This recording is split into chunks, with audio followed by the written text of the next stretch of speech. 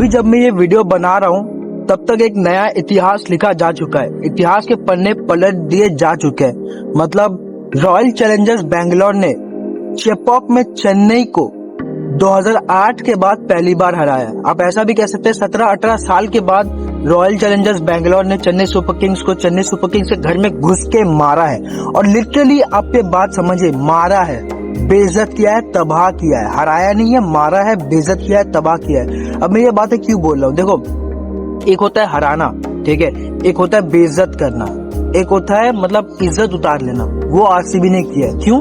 जिस तरीके से, जिस डोमिनेंस के साथ इस बार आरसीबी खेल रही है, और स्पेशली चेन्नई के अगेंस्ट में जो कल किया आरसीबी ने, वो तबाही है। वो आने वाला तूफान का अंदेशा है कि किस तरह से ये टीम आगे बढ़ेगी। मतलब अगर हम लोग आरसीबी को इस बार समझना चाहें, ठीक है, तो हमें सबसे पहले आरसीबी का डीएनए को समझना पड़ेगा कि क्या गलत हो रहा था और इस साल क्या सही हो रहा है। मतलब अगर हम लोग हमेशा बोलते थे कि आरसीबी के साथ ये प्रॉब्लम है, वो प्रॉब्लम है, लेकिन इस साल हर वो चीज जिसके बारे में हम लोग बात करते थे आरसीबी के रिलेटेड, ये गलत हो रहा है, इसका बैटिंग नहीं हो रहा है, इसका बॉलिंग गंदा है, ये वो सब कुछ लाइन में बैठ के आ रहा है, सब कुछ सही जा रहा है आरसीबी के लिए। आप उनका बैटिंग देख लो, आप उनका फील्डिंग देख लो, आप उनका कैप्टेंसी देख लो, आप उनका बॉलिंग देख लो, हर एक चीज परफेक्टली अपने अपने जगह पे बैठ रहा है। और इसीलिए ये टीम इतनी एक्सप्लोसिव हो गई है इस साल। मैं ये नहीं बोलूंगा एकदम इनविंसिबल है या इन्हें कोई हरा नहीं पाएगा, क्रिकेट में तो हार जीत चलता ही है, लेकिन जिस तरीके से खेले ना, जो आरसीबी जिस तरीके से खेल रही है इस साल, वो बहुत ही रिफ्रेशिंग है। और मैं कोई आरसीबी का सपोर्टर नहीं हूँ या मैं कोई चेन्नई का सपोर्टर नहीं हूँ, मैं कोलकाता नाइट राइडर्स का सपोर्टर हूँ, ठीक है। तो जब मैं ये बातें बोल रहा हूँ ना, तब कुछ सेंस तो फिर बनता ही होगा, ठीक है। सबसे पहले अगर हम लोग कल की मैच की बात करें, ठीक है, तो Rajat Patidar outstanding as a captain. मतलब मैं बिल्कुल भी ये एक्सपेक्ट नहीं कर रहा था रजत पाटीदार से कि वो इतना मैच्योरिटी के साथ, इतना धैर्य के साथ, इतना अच्छे से कैप्टेंसी रोल निभा पाएंगे, वो भी विराट कोहली के प्रेजेंस में। और भाई hats off to Virat Kohli, ठीक है। कल उन्होंने ज्यादा रन नहीं बनाए, लेकिन उनके अंदर का जो लीडरशिप क्वालिटी है ना, वो हमेशा झलकता रहता है, चाहे वो कैप्टन हो चाहे वो कैप्टन ना हो। क्योंकि कल भी जब रजत पाटीदार को वो हमेशा सलाह दे रहे थे कि भाई तू ऐसा कर सकता है, तू वैसा कर सकता है, ठीक है।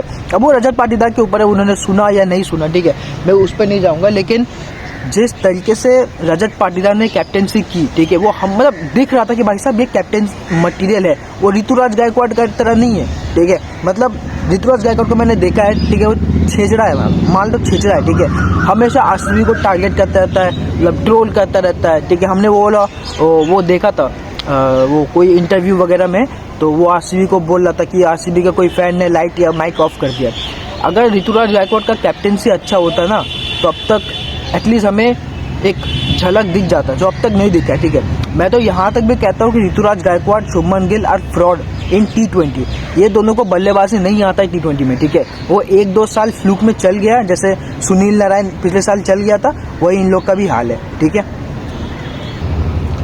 और जहाँ तक कल की मैच का बात, भाई मैं बिल्कुल भी एक्सपेक्ट नहीं कर रहा था कि चेन्नई में कोई चेन्नई को घुस के मार देगा, ठीक है।